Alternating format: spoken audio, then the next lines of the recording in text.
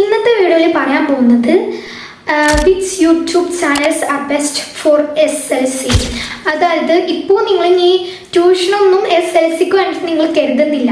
അതായത് ട്യൂഷനൊന്നും നിങ്ങൾ ചേരാതെയാണ് SLC പഠിക്കാൻ പോകുന്നതെന്നുണ്ടെങ്കിൽ നിങ്ങൾക്ക് പറ്റുന്ന യൂട്യൂബ് ചാനൽസ്, അല്ലെങ്കിൽ ഇനിയിപ്പോൾ നിങ്ങൾ ബാച്ചിൽ ജോയിൻ ചെയ്താലും നിങ്ങൾക്ക് പറ്റുന്ന യൂട്യൂബ് ചാനൽസ്, ഞാൻ 10th ഫോളോ ചെയ്തിട്ടുണ്ടായിരുന്ന യൂട്യൂബ് ചാനൽസാണ് ഞാൻ പറയാൻ പോകുന്നത്. നിങ്ങളിൽ ഡിപ്പെൻഡ് ചെയ്തിരിക്കും ഇതൊക്കെ.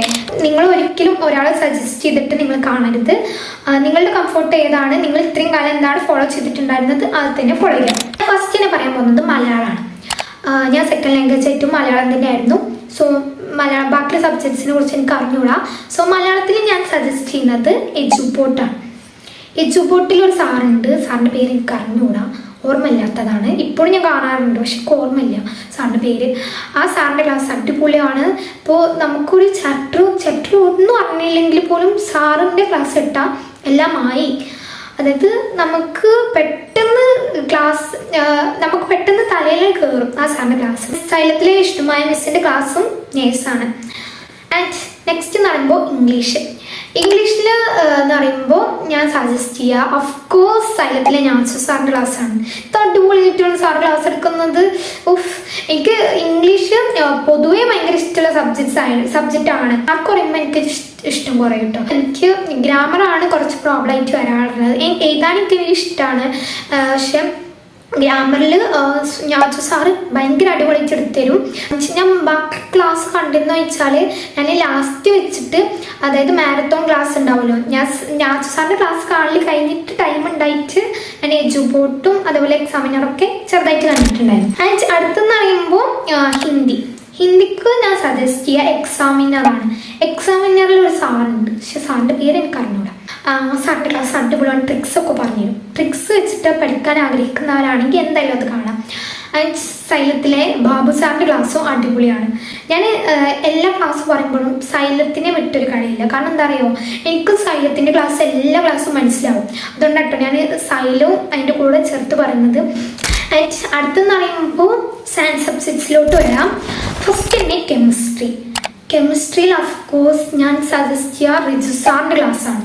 എജുപോർട്ടിൽ റിജു സാർ എന്ത് അടിപൊളിയായിട്ട് സാർ ക്ലാസ് എടുക്കുന്നു ഗായ്സ്. ഒന്നും പറയില്ല, ഭയങ്കര ട്രിക്സ് ആൻഡ് ടിപ്സ്. റിജു സാറിൻ്റെ ക്ലാസ്സിൻ്റെ ഒപ്പം ഞാൻ സജസ്റ്റ് ചെയ്യുന്നത് സൈലത്തിലെ മൃദുല മിസ്സിൻ്റെയും ഷെഫീഖ് സാറിൻ്റെ ക്ലാസ്. മൃദുല മിസ്സിൻ്റെ ക്ലാസ്സിൽ ടീച്ചർ ടിപ്സും ട്രിക്സൊക്കെ പറഞ്ഞു തരാറുണ്ട്. എനിക്കിഷ്ടമാണ് മൃദുല മിസ്സിൻ്റെ ക്ലാസ്. ആൻഡ് അടുത്തെന്ന് പറയുമ്പോൾ ഞാൻ കുറച്ച് കാര്യങ്ങളൊക്കെ എഴുതി വെച്ചിട്ടുണ്ട്, അതാണ് ഞാൻ ഇടയ്ക്കിടയ്ക്ക് ഇങ്ങനെ അടിയിലോട്ട് നോക്കുന്നത്.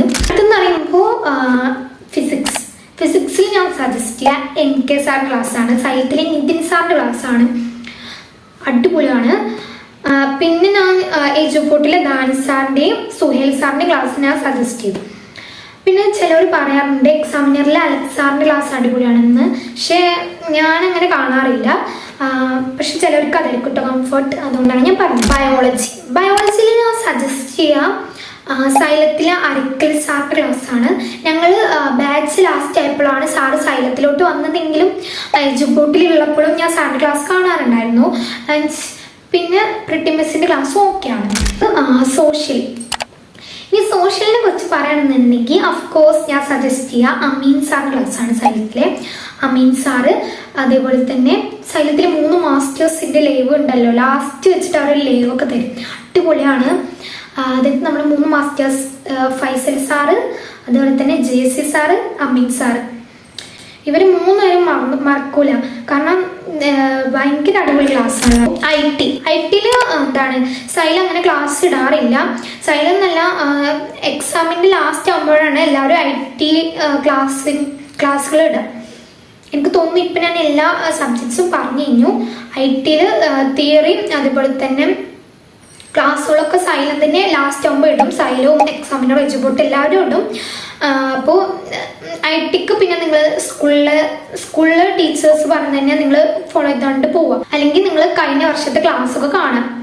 കഴിഞ്ഞ വർഷത്തെ ക്ലാസ്സുകൾ ഉണ്ടാവുമല്ലോ യൂട്യൂബിൽ, അതൊക്കെ കണ്ടു പോവാം. ഇനി ഞാൻ last but not the least എന്ന് പറയുന്ന പോലെ നമ്മുടെ മാത്സ് ഞാൻ ഉറപ്പായിട്ടും സജസ്റ്റ് ചെയ്യുക. ഫുഫു സാറിൻ്റെ ക്ലാസ്സാണ് ഫസ്റ്റ് ഞാൻ സജസ്റ്റ് ചെയ്യുക. എങ്കിലും ഞാൻ പിന്നെ എജുപോർട്ടിലെ നമ്മുടെ അജാസ് സാറിൻ്റെ ക്ലാസ്, അതേപോലെ തന്നെ വേറെ സാറും കൂടെ ഉണ്ട് മാത്സിൻ്റെ.